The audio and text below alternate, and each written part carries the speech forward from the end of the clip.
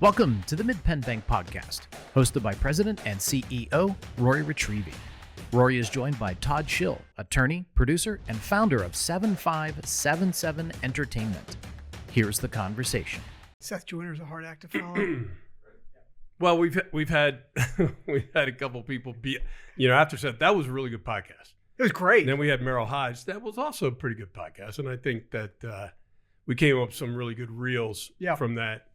But, Pap and Fuse was on last? Yeah, Pap and Fuse was on last. He was, when I started the Midtown Cinema, he was across the street. Yeah. Yeah, it was cool. So I knew that he had a bookstore. And they're customers of ours. I wasn't really aware of the entire story and how that came to be. And it's pretty fascinating. It's a great story. Yeah. A great story. When we were building the Midtown Cinema, he was the only other business that was in that area. Yeah, and you forget stuff like that. Yeah. I saw someone just opened a bar up there on 3rd Street. What they did was they renovated an old bar, and I think they call it the High Dive bar now. Yeah. But it was what was it before? I forget the name of it, but it was a place of trouble. Yeah. Let's put it that way. Tons of crime, tons of issues. Because, Midtown Cinema, one of the challenges was, can you really bring people down there when there was some crime at the time? Mm-hmm. And the cinema, Pap and Fuse's bookstore, Hack cleared that all out. Yeah. So changing those bars over now is super interesting. So is it a place that you would go to? Yeah, 100%. Yeah. If it's good enough for you, it's good enough. There you go. I don't know that I'm actually going to go out to a bar, but it's a Ken Rollins place. It's a Ken Rollins. Wow. So, what do you think of the studio? I love it. You're a production guy, right? I love it. Yeah. I was surprised. I didn't know what to expect. Yeah. I know how you are, and I know you take things seriously. You don't do anything, sort of half baked. Right. So I am surprised and not surprised. Yeah. So we're getting there now. What are your thoughts on music? I think you need a musical lead-in, right? Did you ever do Latour's show? No. But what are my thoughts on it? I'm a music guy. Yeah. I started my career in music. Yeah. So I was thinking, if we got a theme song, if you could use a known song, what do you think it would be? It's a tough one. I got millions. Pink Floyd's Money. You know what's funny? The Bank Podcast. You know what's funny? It's so funny you say that, because in doing the, I'm sure we're going to get into it, but doing the show I just did about my high school in Philadelphia, they went back and they pulled my old yearbook from 1985. And you know how everybody puts a quote in there? Yeah. I put a Pink Floyd song in there. I put, come in here, dear boy, have a cigar. You're going to go far. Yeah. You're going to fly high. That sort of thing. That was in my yearbook. Yeah. I had no recollection of that. That was a great album. That was the album with the guy on fire. Right? Yeah. Great album. Great album. Wish You Were Here. Was that the name of the album? Was that? I'm not sure. Shine On You Crazy Diamond was on that. Yeah. That's a great song. Yeah. Yeah, that was a great album. Yeah, really good. So I was thinking that, or what about that Oliver Anthony song? Well, I don't even know that. Rich Men North of Richmond? Oh. That, I don't know if that fits for me. I represented. It would be appropriate and inappropriate at the same time. Yeah, it is funny. You can go for it. Yeah. I grew up. I was a Zeppelin guy. I grew up with that kind of music. So I should consult with you though. We should right. Really. So I think what we're going to do, Scott's going to talk to a young man that my daughter knows. Okay. Who is in his second year at Berkeley Music University in Boston. Mm-hmm. Right. Mm-hmm. So I think that's one of the best music schools in the country, or maybe the world. I agree. And he's an accomplished guitarist. And so I think he's offering to develop our own, kind of jingle for us. So original music. Yeah. That's good, because otherwise you got to. That way, because when you put these things on Spotify, if you don't have the right to use that music, they won't put it on. I know. It becomes a real problem. So it is smart if you do that. Right. So developing something original that you own all the IP. And a little jazzy. And something that people would identify with your podcast. Right. That's the way to go. Yeah. So right now we have the lead in is that drum solo thing, and just looking to expand on that and make it a little smart. Yeah. Smart. Yeah. So how you doing, man? I'm doing great. So I've great, never been better. Great article comes out in Penn Live yesterday. Now, how long did you sit for that interview? Well, I met John Lucy, the writer there, I want to say around 10 a.m. And I don't think we finished till 12:30. Did he, like, it seemed like he was writing the article like it was a screenplay. Is that what he was trying to do? That's what obviously he was playing around with the theme of me. Right. What's funny is back in the day when I first started getting into the entertainment space and I was doing some things locally, John wrote a piece about me back in the day. And he sort of wrote it as this kid trying to make it in Hollywood from central Pennsylvania. So this is almost a companion piece. Like it's the end of the story because I'm an older guy now. Right. But we sat for a couple hours. We talked a lot about, like he talked to me about when I was a kid, like why I got into this, the whole crazy ride to get to this point. And I think he did a nice job. I mean, you can't, How are you spelling his last name? Luciew. Yeah. Okay. He's been around. He has been. He's one of the longest running journalists there that I recall. He wrote all the stories back in the day about the Harrisburg incinerator and all the Mayor Reed stuff. He was the guy covering him. Now he's doing puff pieces about. He's doing the easiest softball pieces. Exactly. Yeah. He got through all the hard stuff 20 years ago. He's also a really talented fiction writer. He writes great true crime fiction. Really? He's quite talented. So did he become aware of what you're doing? Yeah. Just on his own? Or? Yeah, it's been trickling out there because I think the people around here really started to take notice. I mean, back in the day, they took notice of Amish Mafia and some of the series I was doing around here regarding the Amish, Return to Amish, Breaking Amish, that sort of thing. But I think people really took notice recently of these true crime series I have on Max, which are massive hits. One's called The Curious Case of Natalia Grace, and then the spinoff is called The Curious Case of, and these are true crime series that are smashing records for Max. It's on Max. Yeah, they were done by Warner Brothers Discovery, and they've gotten really popular. So it plugged me back into the zeitgeist. What was your role on that? What was your role in Amish Mafia? Were you the producer of that show, or no? Back in the day when Amish Mafia was around, I was called upon to represent the talent. So I represented the cast, and I was the only one around here that did this kind of work, that had experience in this kind of work.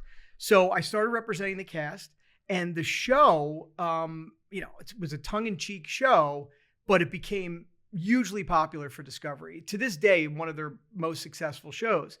When the run was over, the complete run was over. And what genre was it? Was it a comedy or? No, it was presented as reality television. Right. So the whole thing was created. The producers learned about what you and I know because we live in central Pennsylvania. The Amish community runs this thing called Amish Aid, where instead of banks, right, they collect all the money and they act as their own insurance company and whatnot. And there's a group of people that run Amish Aid. Somebody heard about that and said, wow, that sounds very mafia-like. Like we're going to control all the money and control the whole thing. And they created the show and they based it on stories that were being told and happening, infighting between the Amish and the Mennonites. And so it became a reality series. And again, incredibly popular. And you were representing the Amish cast people, yeah. So I had to explain it. In fact, all the Amish shows I do, I have to explain not only the English world, but the entertainment world to people that are going to be on television, and their lives changed entirely. So you said that the reason they came to you is because you were the only one around here doing that. What was that? Like, what were you doing? Because I know you as an employment lawyer. Yeah. I mean, mid-pen. When did you develop this ability to, in essence, act like an agent? Yeah. I mean, even back in the day, so Mid-Penn Bank, of course, near and dear to me, one of my first clients that I handled from an employment law standpoint, I used to come here and do training, and, that's how we eventually met. Yeah. But while I was an employment lawyer for many, many years, first at Rhodes and Sign and then at Pillar Off, but mostly at Rhodes, I was developing on a parallel basis my expertise in the entertainment space. First, it started in music.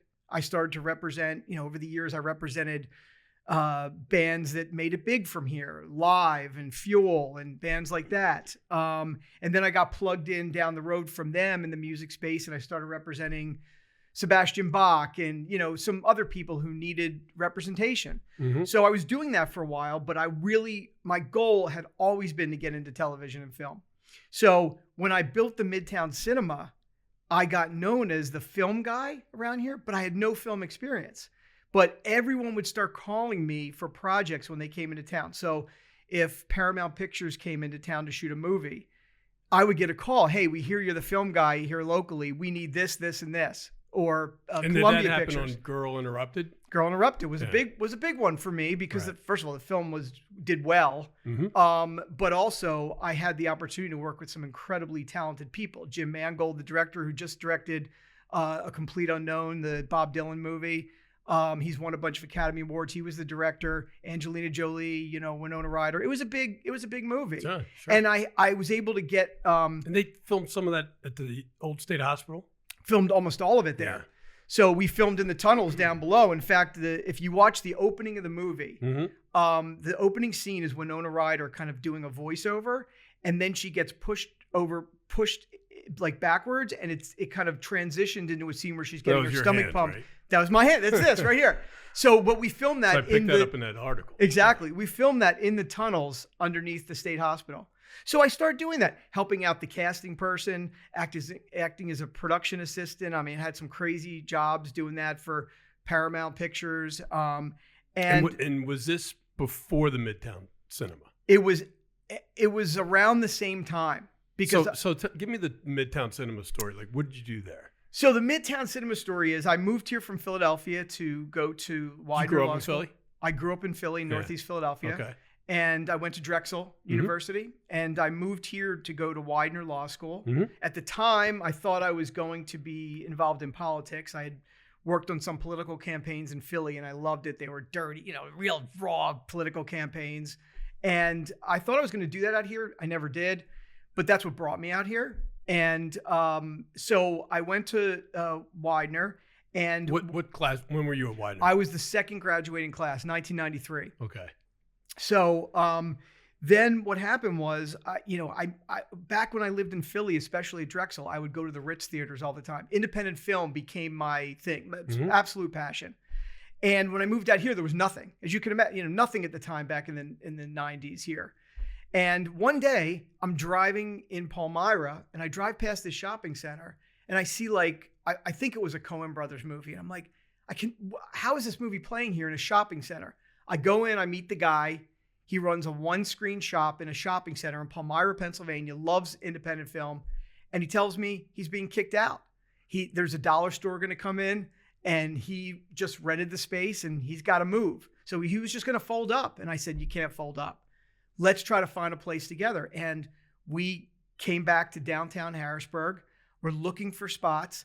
And the site that the Midtown Cinema is at now was a blood plasma center at 3rd and Riley, blood plasma center. And it was shut down and empty, but it had a lot of unobstructed space. And I said to him, I think we can do like 2 or 3 screens in here. So I looked it up, and this story, actually looking back and talking about it, really surprises even me. I was a kid, right? I saw that the building was owned by... So this is now what year? This is probably, oh boy, you're going to trip me up on the years. This is... After law school. After law school, early on in my career at Rhodes and Simon. So I'm an early on associate. Mid to late 90s? Mid to late 90s, yeah. That would be about right. Right. And I saw that the building was owned by Alex Grass of Rite Aid Corporation. I don't think it was even Rite Aid. It was him personally. Right. So I called him up. I mean, back then we had no internet. I called him up and I said, you don't know me, but I'm interested in your building at Riley Street. Can I come see you to tell you my vision?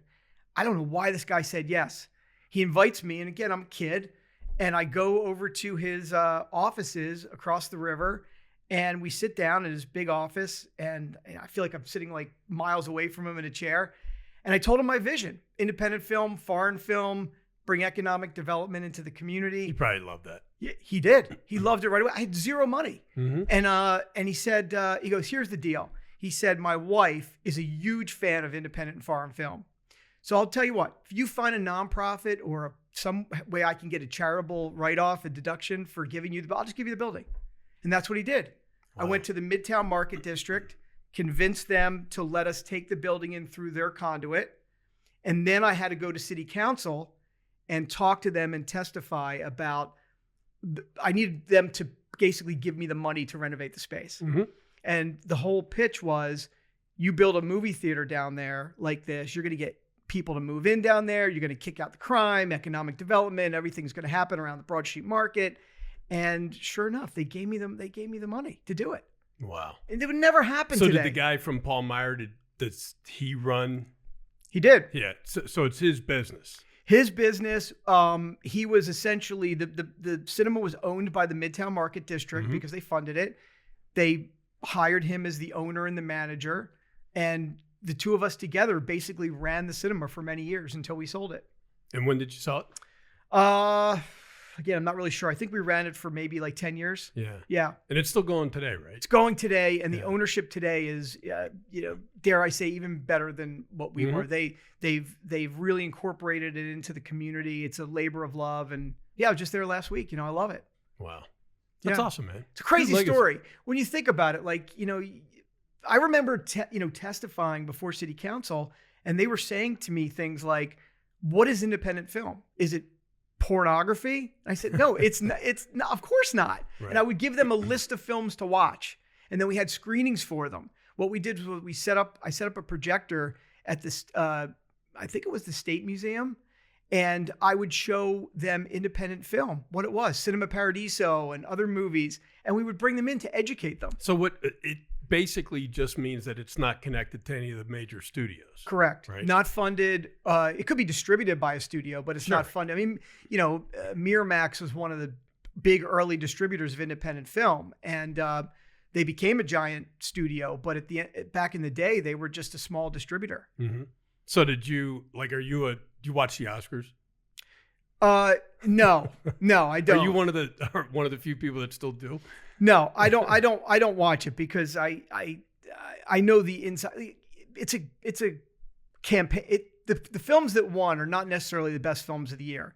It's based on a campaign. Mm-hmm. So the studios pick a movie that they want to promote, and they go spend money. They hire consultants, and they do all kinds of stuff to pitch the Academy. So when you know that, it's not as fun anymore. Really? It's not really the best films of the year. It's just the ones that did a better job marketing or lobbying. Yeah. And I know because I'm on the side, like some of my shows have Emmy consideration. Mm-hmm. So Emmy's kind of similar. You hire a consultant and you get the studio to help you promote it, and you promote your shows, and you hope you get nominated.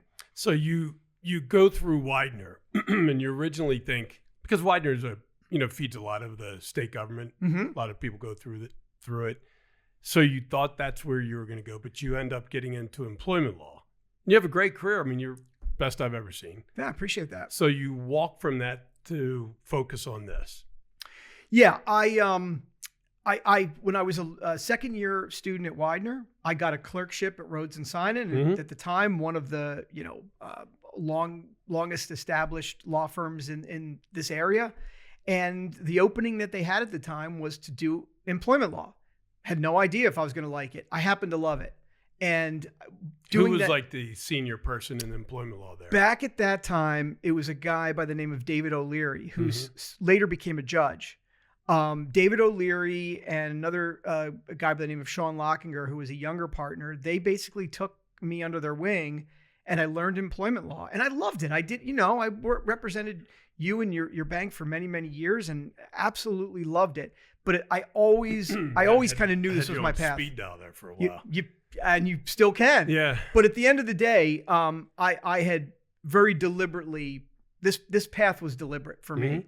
And when we started Pillar Aught, when a bunch of us left Rhodes and Sinan in 2017 and started Pillar Aught, I had told them. Your partners. Right up front, I said, I'm going to do this with you. We're going to have fun. We're going to get this thing rocking and rolling. It's going to be great. But I'm going to leave. Mm-hmm. By the time I'm in my mid-50s, I have an idea what I want to do, and it's just going to be Act 3 of my career. Right. And that's what I did. So tell me about this set Curry project? So I was approached. I was at his game. I was at the Sixers game Saturday night. Yeah, which he had a phenomenal. Yeah, well, he had a great first quarter. Yeah, like I think he had like 12 points with still a few minutes left in the first quarter. I'm like, oh man, he's gonna go, for 50 again. Then I think they moved their defense around a little bit. Yeah, they probably felt bad beating up on the Sixers. Right. Well, they ended up losing the game. Yeah, and he ended up having a good game. But most notable, he dunked, and it was the first time he dunked in 6 years. Well, I didn't even know that. And he said it's the last time he's going to dunk. Because of potential injury? Yeah, I think just because he just doesn't want to do it. Like you could tell, like it was on a breakaway. He was by himself, and it looked like me dunking. That's awesome. So yeah, he came out the next day and he said that was the first time in 6 years, and that'll be the last time. He's a really amazing individual. Yeah. So we. Like about 2 years ago, I was approached by a producer in Philadelphia who I knew. And he said, hey, I'm putting together this reality series he goes, Todd, I don't know if you remember this, but in 2022, there was this amazing cheerleading squad from George Washington High School in Philadelphia who became the first public high school team in Philadelphia to ever make it to nationals. And the kids have these very unique stories of overcoming some really harsh realities in their life and beating the odds. It's a real life Rocky story. Mm-hmm. Would you want to come on board and help us produce this? And I said, you're never going to believe this. I went to George Washington High School. They didn't even know that. Mm-hmm. And so I went there in 1985 in Northeast Philadelphia. And so I was in immediately. When we were first doing the show, our original idea was to have Kevin Hart be our executive producer, because Kevin also went to my high school. So it was a perfect fit. Unfortunately, he had a competing show in the works that he was working on, so he couldn't do it. And eventually, our director made a connection and led us to a company called Unanimous Media, which is owned by Steph Curry. Mm-hmm. And they were looking for diverse programming, good stories, inspirational stories, kids, whatnot. So we fit perfectly into their plan. And so Steph came on board as one of our executive producers. And because of who he is and his stature, we had a number of people interested in distributing or buying the show, licensing it. And we had a number of offers, but we ultimately went with Comcast because to us, it was very much a Philadelphia story. Mm-hmm. And not only that, they really got it. Like they wanted to throw a giant premiere party for the kids. Like they understood that this show is so meaningful for these kids that we want to honor that and treat it the way it should be treated, as opposed to some other city that wouldn't really understand. And we did it. And the show premiered last Thursday. Comcast threw a giant premiere at the Franklin Institute for the kids. I mean, now is it like documentary style? It's a 4-part, 4-hour-long reality series that focuses on their entire run, and it focuses on the kids, their run. In fact, the show opens up at the Giant Center here because mm-hmm. that's where some of the district's competitions are. But it takes you on their whole run and also takes you behind the scenes. It explains their families, the challenges their families have, whether it be parents being deported or murdered, or kids having to work full-time jobs after high school to support their family.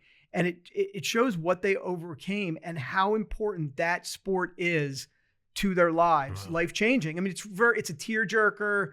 It's very emotional, but very inspirational. And that's going to be on what channel? Or it is on what channel? It's currently on. If you are a Comcast Xfinity subscriber, mm-hmm. you can get it on demand, or you can get it on a channel that they run there called the Black Experience Channel. It was premiered during Black History Month.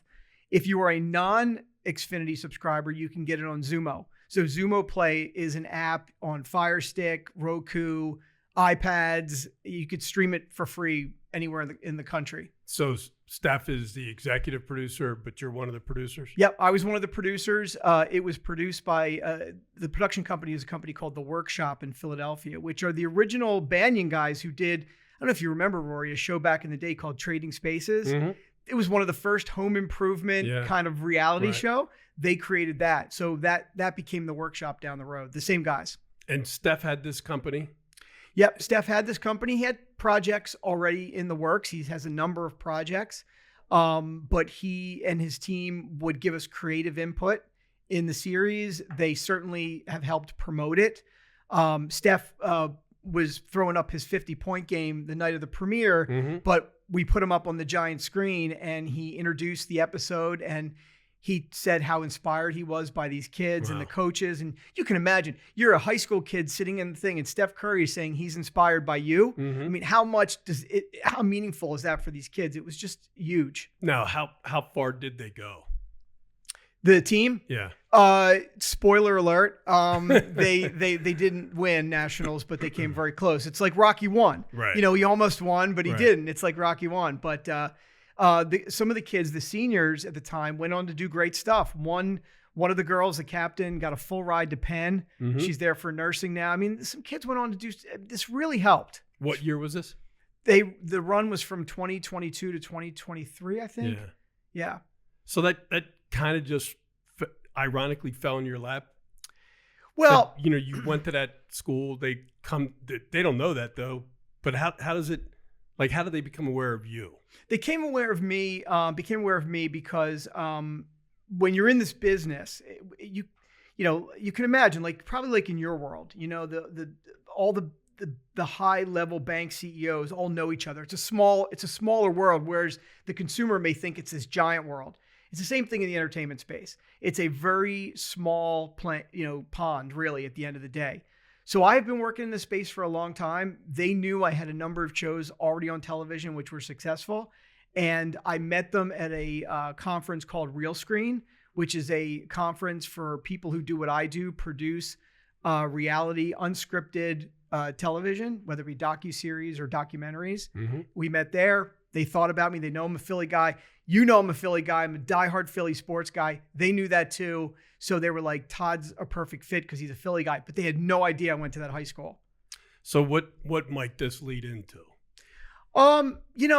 With respect to the show itself, we are already talking and thinking about similar projects that we could be doing, maybe other schools, other teams, that sort of thing.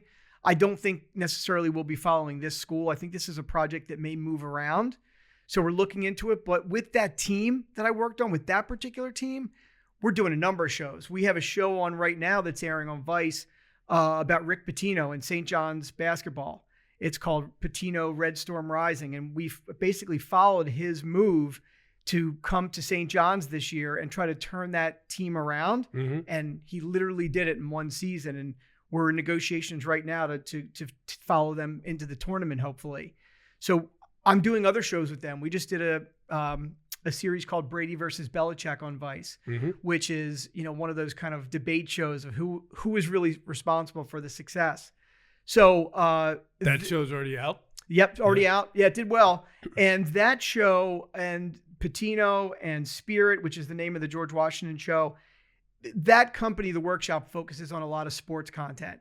We just did a documentary about Smarty Jones, which was fascinating to me. You remember the Smarty Jones story, right? That was the Chapman? Yeah. Was that the owner? Yeah. Exactly. Yeah. And do you know where Smarty Jones is today? No. Smarty Jones is in Annville, Pennsylvania. Really? Yes. Wow. So when I learned that, I went to the farm in Annville where Smarty is. We filmed Smarty. We met the trainer. And we did a whole documentary about that historic run. So this particular company, and I have a number of clients that I represent that are production companies, this particular company does a lot of sports content. It's a lot of fun. Are they still breeding him? Yeah, they are. Wow. They are. And they get, this really struck with me. They tell me that even in Annville, Pennsylvania, people from all over the world find out where he is and come see him from China and other countries. They're fascinated with this horse. And what did he win? Did he win the Kentucky Derby? He won the first two. He lost the triple. Yeah. I'm not a great Belmont. Horse racing guy. Belmont. Yeah, exactly. Belmont. But they come from all over the world just to bring him gifts. Wow. Isn't that insane? And he didn't win the Triple Crown. No. But it was such It a was like a Rocky story, right? Yeah. Came out of nowhere and even I got a little emotional seeing the horse run around free at this farm in Annville. Do you remember, did you ever meet Bob Ruth? I know the name. From Bob Ruth Ford down in Dillsburg? Oh, yeah. I had to have over the years because I know the name really well. He's passed away, but he was friends with the Chapmans that owned Smarty Jones. Wow. Yeah. They're car guys. Yeah, Chapman was car guys. Such an interesting story. Yeah. So those guys do a lot of sports, but so I have a lot of diverse. I do sports with them, but I do a lot of true crime and docuseries and reality with other companies. Mm-hmm. So do you have to move, or are you just going to stay here? Or, well, what's funny? Does it not matter anymore? You know what's funny? I originally, when I started to get into this, I thought, okay, it's great that when people come into town, they see me as the film guy and I can get work. But how am I going to sustain that? They're not coming here every day. Right. So I had thought early on in my career that I may have to pick up and go to New York or LA, and technology just started to catch up, and the defining moment for me when I was really realized I was doing this full time was right before the pandemic. It's when I really realized. I looked at my, the work I do on a daily basis, and I thought, wow, the scale's really changed. I'm doing almost all entertainment right now as opposed to employment. And technology is such that everybody's on Zoom, everybody's on Teams, so even today, like before I came here, I was on a call with our agents about some shows we're pitching, and they're in LA. They don't even travel. They do everything by Zoom. So I do not have to move. The only thing I really do is I travel for the fun stuff. Mm-hmm. So if we're starting to shoot a show, I like to be on set, I like to train the cast and crew before the cameras start rolling. Or if there's just an interesting shoot I want to be on, or, I'll do that kind of stuff. Yeah. It's pretty cool. So how far into Act 3 are you, do you think? I hope Act 3 goes for a long time. Mm-hmm. I don't know if there's an Act 4. If there's an Act 4, we'll see. But I think I can do what I'm doing for a number of years. It's a very diverse mix of, doing the kinds of shows we've talked about, and also producing my own independent film and my own projects. So, I see me doing this and then eventually maybe getting to the point where I work on one film a year. And that's what I do. So what ideas do you have for future films? I have endless ideas. But I like to find, I thought at one point that maybe I would write my own and produce my own. I certainly know how to produce, but I was thinking about writing and trying to direct something. But I during the years, I realized it's not really my wheelhouse. I like to find talent. I like to find talent and help nurture them and help get their work done. You saw the article Penn Live. It mentioned this film called Creatures, which it's in post-production right now, so it'll be out soon. But it's a film that was created by a local woman. She did work in the entertainment business, but she came back to Central Pennsylvania, and she's a very talented writer, very talented filmmaker. I recognize that talent, and I produced her film where she is the writer, producer, and star in it, and director. Mm. So I like to find those projects. I'm looking for those right now. The article mentioned this Penn State project I'm working on right now, which is, I'm not a Penn State guy, didn't go there, but certainly I've been in this area long enough to absorb it all. Adam Talaferro, legendary Penn State athlete. I'm going to try to do his life story. I've been talking to Jefferson. He's in politics now, right? He's and I think he practices too, private practice as well. But he is an amazing story. Yeah, amazing story of, he was one of the first spinal cord injuries in football. That certainly rocked this area nationally, and his recovery is nothing short of a miracle. And it's a great story, and I've been working with him to develop that. I would love to do that. I think that's got to be a great story. It's a really good story, and I'm fascinated with it because I'm also working on a documentary about CTE across a whole bunch of sports. So I'm dealing with like rugby players in Australia, and I'm dealing with guys who were on the New England Patriots, and people who have really suffered these types of injuries, surfers, snowboarders. And so it's at the front of my mind, and just his story, his recovery was just really eye-opening for everybody. And I think is just, again, he's an incredible human being. Yeah. How do you get the candidates for the CT story? Like, are you going to them, or are they coming to you? It's a little bit of both. Yeah. We were able to get a number of them to come on board and be producers with us because again, they have a passion in telling the story and helping to fix these problems. So they came on board. Lonnie Paxton from the Patriots, for example, came on board and are helping us produce it. So is this really just storytelling? Is that what you're doing? Ultimately, it is storytelling. Yeah. I always say, and I really truly believe it's art. I look at it as art, no different than you would look at a painting or a piece of music. To me, a film is art. It's subjective. It's, I don't get offended by the idea that someone may not like a film or a TV project that we have. I get it. It's subjective. I learn from the criticism. To me, it's just, I'm creating art. And that was a big reason why I ultimately had to give up the law practice in my traditional law practice, because you know this, Rory, as a law firm partner, anything you do goes back to the firm. Any money you earn goes back to the firm. I could no longer distinguish between the money and the projects I was doing where I was a lawyer giving legal advice versus being a producer producing a piece of art. Right. And so I wanted to have the freedom to be able to just do whatever I did when I wake up in the morning and not worry about it. And so that was really the impetus of me going off on my own. So to me, every day is different. Sometimes I'm giving legal advice. I do act as production counsel on my projects. And then other days I'm just acting as a producer or a creative. And this is what you thought of doing when you were young? Well, yes and no. I don't know that I could have pictured this specifically, but I knew as a kid, undoubtedly, that I wanted to be in the entertainment space. Right. I knew that I wanted to be in film and TV. My production company is called 7577 Entertainment because 1975 to 1977 are the years where I really, looking back, feel like I got my love of film and TV. I was born in 67, so I'm a young kid in 1975. Jaws comes out, Star Wars, Westworld on television. Saturday Night Live was coming into our, sort of our consciousness. So that really is where it clicked. I knew right away I want to do this. But when you grow up in Philadelphia, Northeast Philadelphia, it doesn't seem possible. That's Hollywood. That's whatever. So I literally went into other fields knowing that hopefully I can dovetail into it at some point. And that's what happened. So the law was really a means to an end.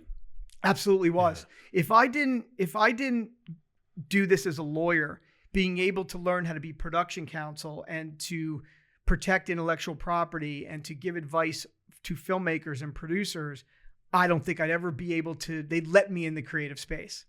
So yeah, it was absolutely a means to an end, but I love it. I love both sides of it. If you would have not pursued law, if you would have just pursued this, you think you get to this point? I don't know. I think it's daunting, to be honest. I think it's, and the reason I ask that is because, you always hear people say, don't give up on you. You can do anything you can dream of. But that's easier said than done, right? So you found a way to get to this point, but you did other things to be able to do that. So it may have seemed like, well, he's giving up on his dream, but you actually weren't. You had a game plan. I did. I was trying to find a side door into it. Right. Because, to your point, you could have graduated from high school, maybe gone to college, and then moved to California and beat around LA.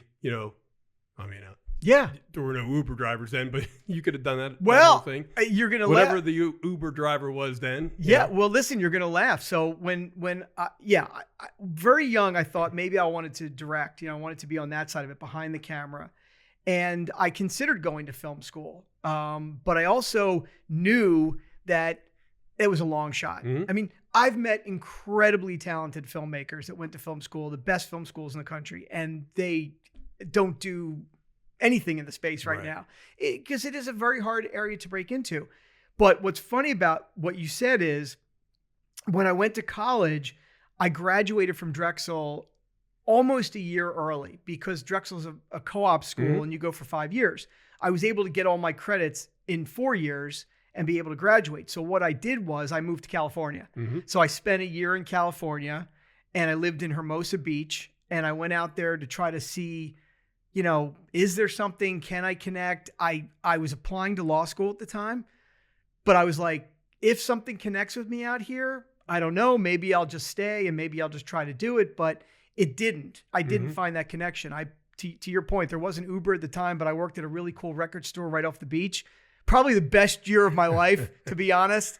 But I realized at the end there that I still needed to follow through and get some other skill that can maybe plug me back in. And that's what I did. Why was that the best year of your life?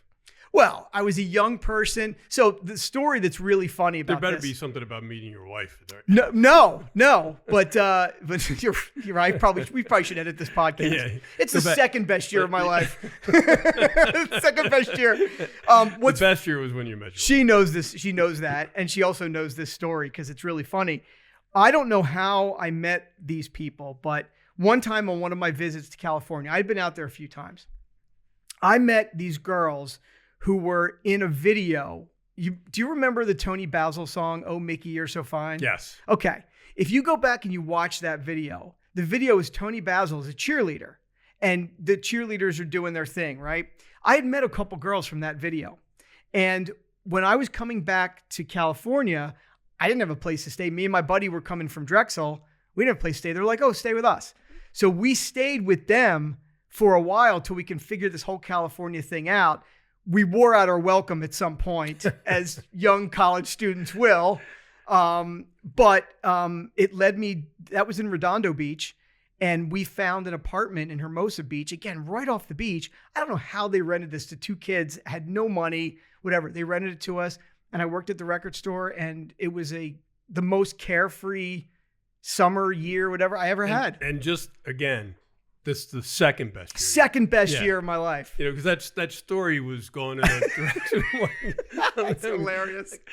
Did you see Howie Roseman was on a podcast, and they asked him how it, how does, winning a second Super Bowl compare to the first one? Did you? No, what did he say?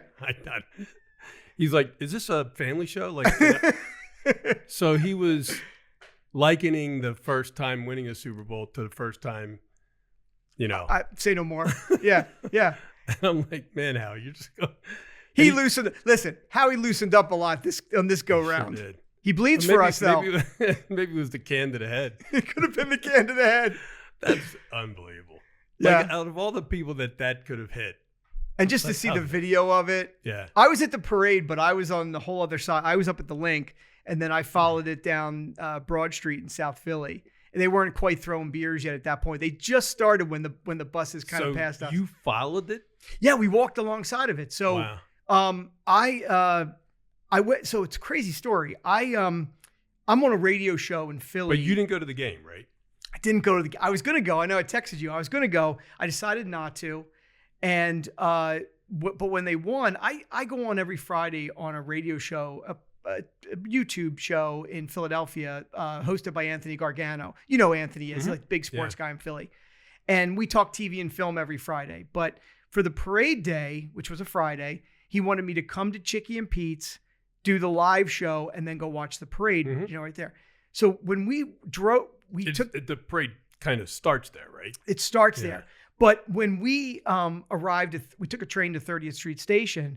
And when we got there, I don't know how I got an Uber in the middle of that craziness, but I did. But the Uber driver couldn't get off at the exit to get to Chicky and Pete's, took us past it over by Philly Live. Packer Avenue. Yeah. Everybody shut down all the streets. The cops and everybody wouldn't let you cross back over Broad. So we never got to be able to get over to Chicky and Pete's to do the show.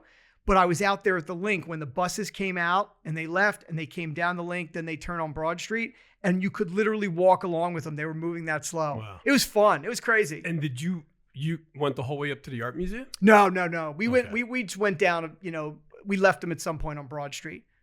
I thought for like 5 minutes about going. Yeah. My daughter and I, we were at the game. Yeah. And she lives in Philly. All my girls live in Philly. And she said, Dad, they're talking about having the parade Friday because of weather. And she said, you want to come down? I'm like, yeah, I'll come down. Your mom and I'll come down. We'll have a great time. And then by the next day, I was like, I'm not going down there. Yeah, listen, I understand it. I'm too old for that. I had incredible regret missing the first parade.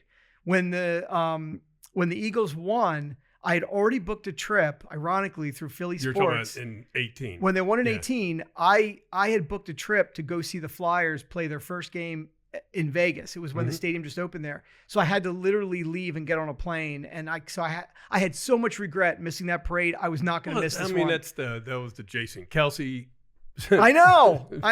This one was a lot more tame, but it was also, being down in Philly, your daughter's in Philly, the sense of community. I had never, growing up in Philadelphia, I had never experienced it even quite like Parade Day.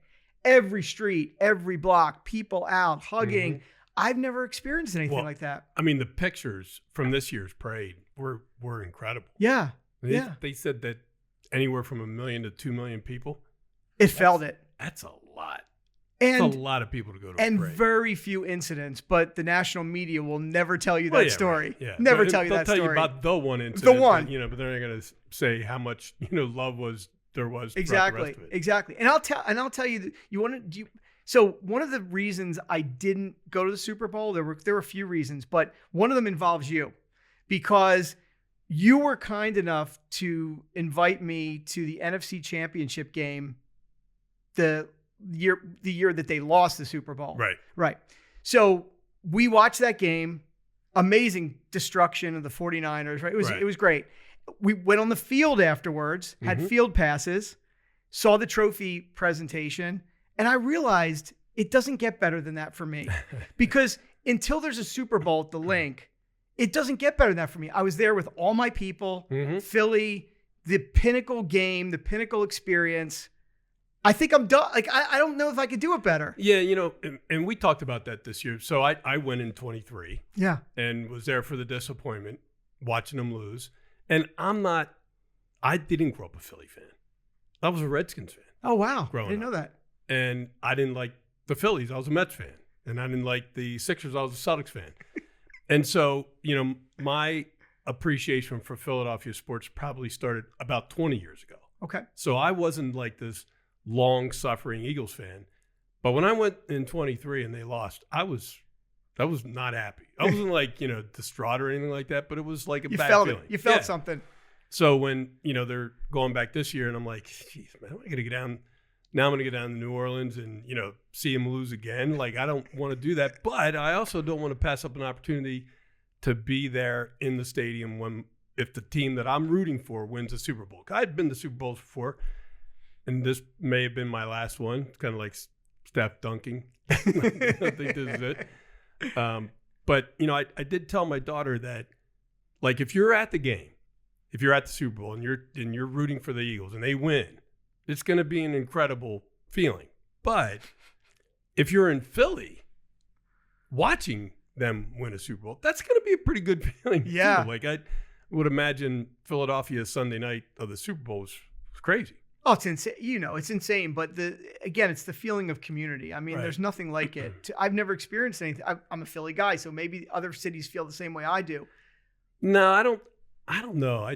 The Eagles fans are different than any other sport team's fans, right? And most people would say that's a bad thing. I think that they're very unique.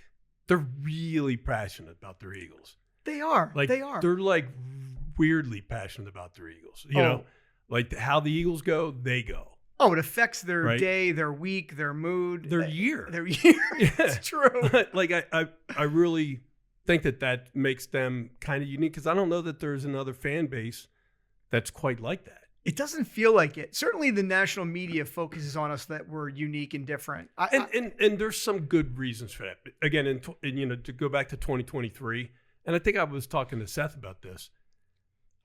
So the Walter Payton Man of the Year award is given out before the Super Bowl, during the Super Bowl, but before the game starts. And in 2023, which was the 2022 year, the Walter Payton Man of the Year award went to Dak Prescott. Okay.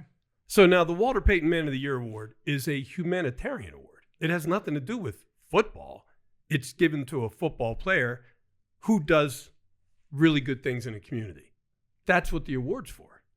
So there's Dak Prescott with his family, his wife, his kids, being honored for being the best guy in the NFL.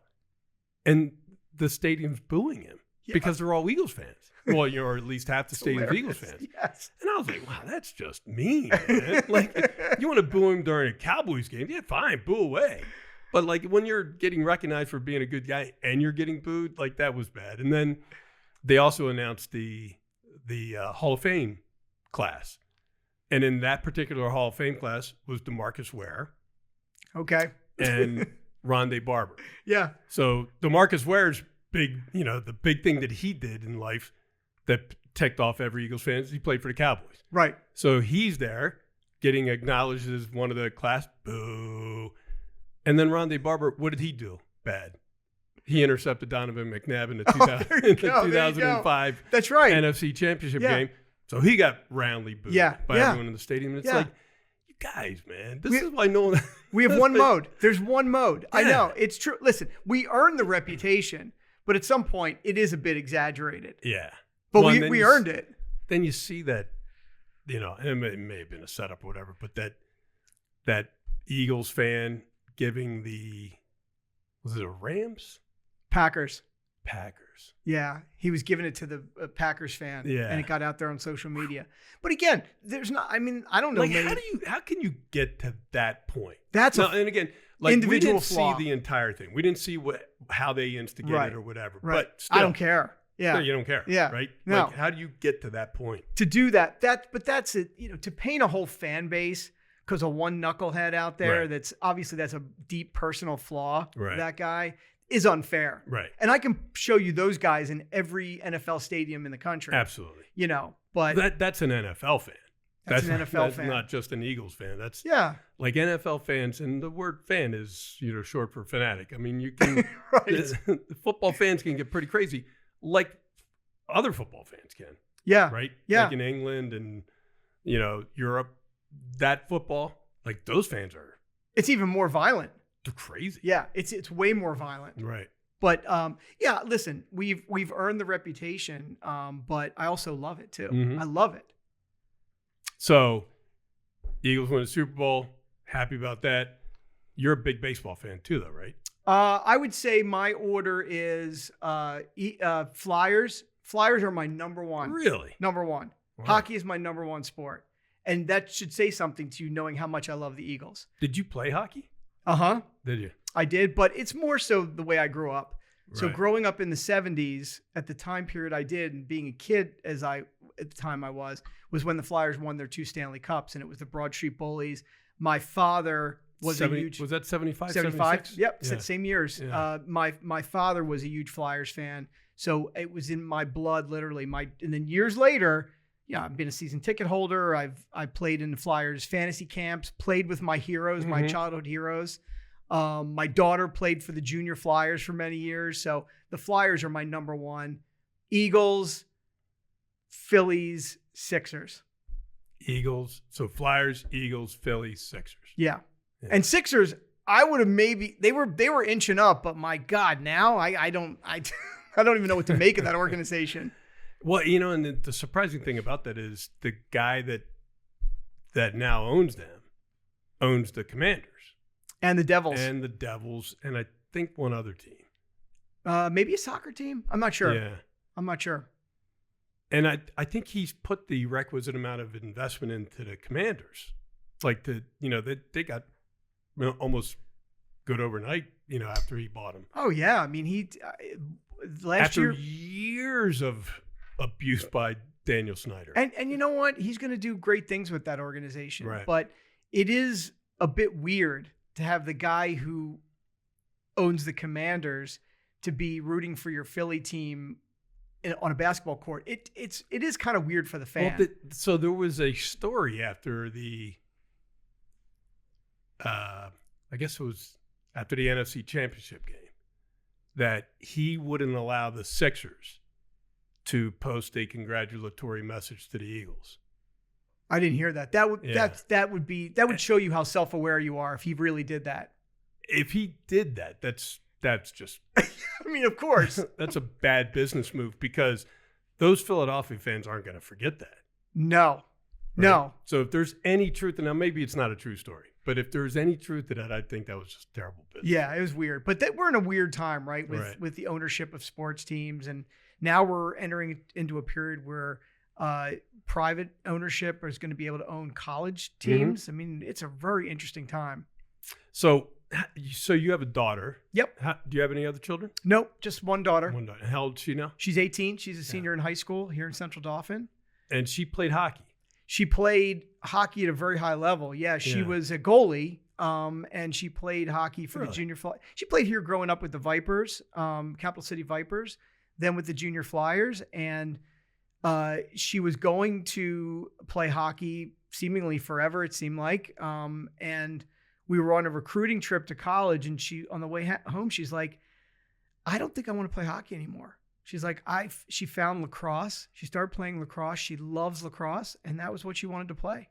Is she set on what she's doing? She's going to play. Yeah, she's going to go play lacrosse at one of the SUNY schools in New York. She's going to play at SUNY Canton in the Adirondacks. She was recruited to play there, and she loves. She's very much an outdoor kid, skiing, whitewater stuff, any sort of outdoor activity. And so she's like, I want a small school. I want to be in nature, and it checked all the boxes, and she gets to play lacrosse for a good team. And so you and your wife are going to be almost empty nesters? We're going to be empty nesters. Unless you count my cat. Do you count my cat?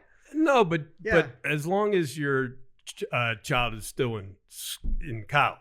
Oh, you count You're that? not truly an empty nester, because they're home for some periods of time. All right, fair enough. Fair enough. I hope she you're is. only officially an empty nester after they graduate from college, and assuming that they don't come home. I like that. I'm going to use that, because I have to tell you, and you're a parent, but I'm so happy for her. She's going to play college sports. She loves the school. She loves the team, but it's 6 hours away. Mm-hmm. I'm not thrilled about that. That's really bumming me out.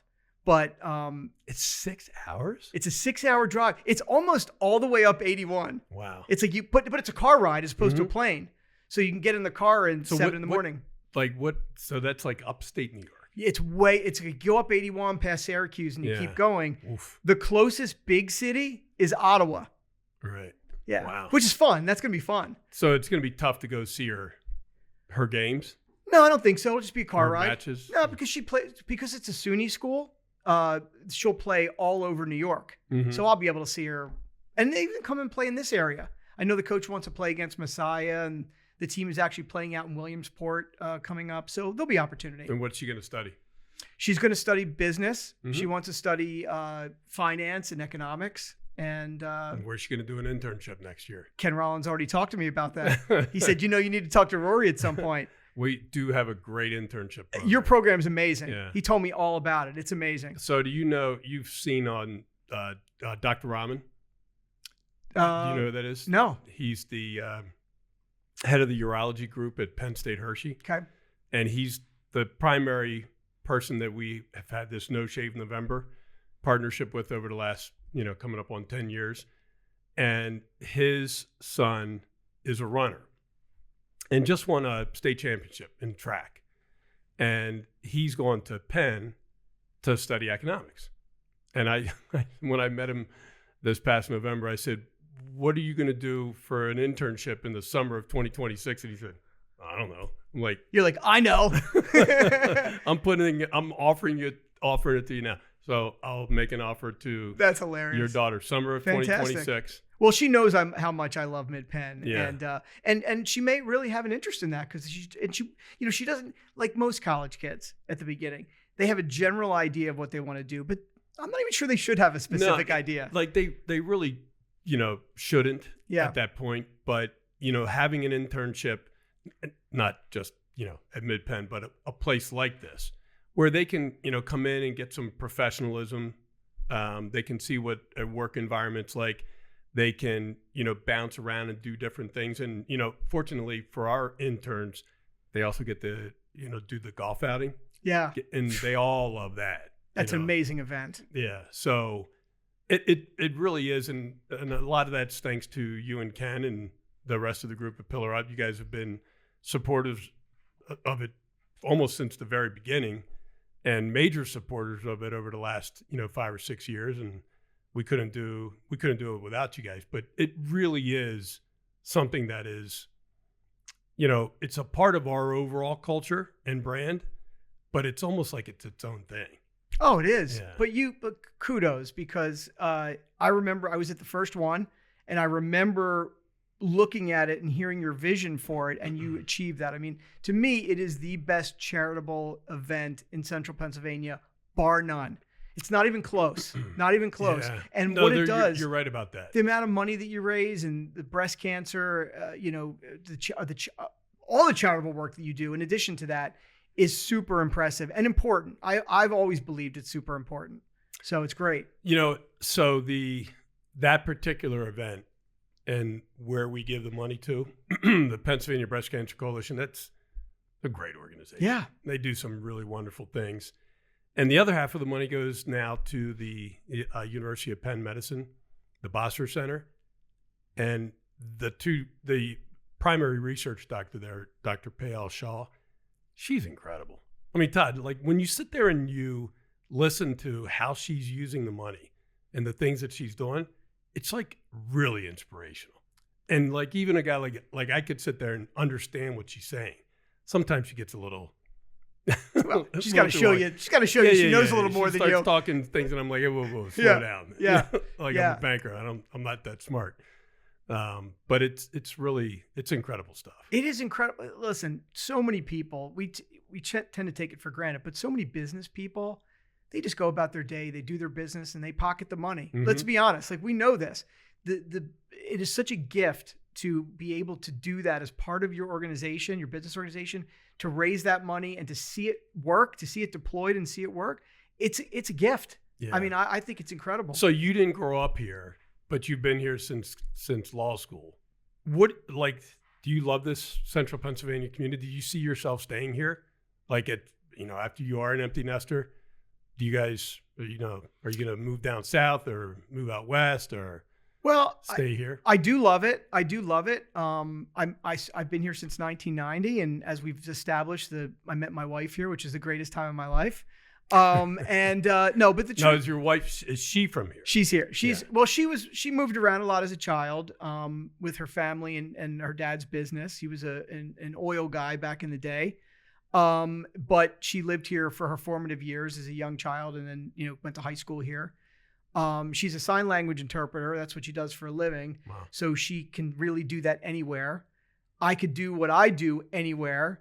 And we were waiting to see where my daughter Nia was going to go to school. If my daughter was she was looking to go to school in Boston, the New England area. I was thinking that it may come a time where we do move out of Central Pennsylvania, but because of where she's going to school, I don't really need to. And also, I do love it here. There's an ease about it. I have lots of friends here. I have lots of colleagues. But at the end of the day, I think maybe... You got that new bar down on 3rd Street? Got the new bar on 3rd Street. But also, maybe the balance changes. Maybe I'll be in Philly more for, film events or sporting events. And I'll just have a little bit more freedom to spend time other places. But this will be home base. Yeah. Do you wish you ever, like, if you could have had this same career but did it from Philly, would you have? It's a hard question because I loved it here and I got everything out of it here I could ever ask for, and I'm grateful. But I'm a Philly guy, and so I've had many moments over my years where I wish I was a little bit closer. My parents are older now, and they live in Philadelphia. My sister lives there. She has 2 daughters, so I have nieces. So I love being in Philly. So I do think about that from time to time, but the ease of Central Pennsylvania, just the stress-free. It's beautiful. I can't even explain it to people on the outside. And I have a big appreciation for the greater Philadelphia metro area. That's why we're doing what we're doing. Absolutely. I mean, the proximity of that to New York, Baltimore, even Pittsburgh, it's great, but you got 6.5 million people, You had 600,000 businesses. You have dozens of municipalities, all in, that little area between the western suburbs, South Jersey, and northern Delaware. It's a lot of people. It's a lot of stress. I remember when I worked there. It is a lot of stress. I worked there. So when I was in Drexel, my co-op was to work at a law firm. And I worked at a big law firm called Duane Morrison Heckscher at the time. They're still around, one of the largest law firms in the world. And I would keep going back there. So I went back there for summers. I went back there on breaks and everything. And I found there was one moment where I came out of work at I don't know, who knows, 8 o'clock at night or something. And I'm fighting people to get to the subway and the train. And I just was like, what am I doing? Right. This is crazy. I can't do this every day. I think about that on the Schuylkill all the time. I'm like, I said it the other night when we drove in for the premiere. I go, how do people do this every day? The people here, what do they complain about? A little traffic on 81? Yeah. I mean, we came back. So we went down to the Sixers game Saturday night. Yeah. We stayed at our place in Ocean City. And Sunday afternoon, we're coming back. There's no games. There's no, baseball game. There's no basketball game. I don't even think there was a hockey game, nothing.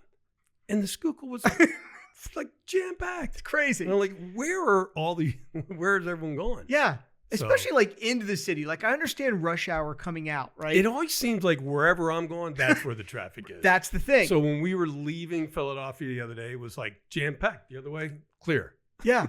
Yeah, I was. And if I was going the other way, it would have been jam-packed on that side. It is crazy. It is really crazy. I think about that all the time. So, you have to factor that stuff into our lives because that's time lost, right? Mm-hmm. So we have a lot of time in central Pennsylvania. A lot of time. Because we're not stuck in traffic. Because we're not stuck in traffic or other things. Could be a lot more productive. Absolutely. We both are. All right, so listen. Yeah. We've never been out socially. We've known each other for a bunch of years. Well, maybe at banking conventions. I don't know. If you consider that. Go to those things. We went to one together and we had some drinks, but you're right. We haven't gone out. When was that? Where was it? I forget which one it was at. It was in California.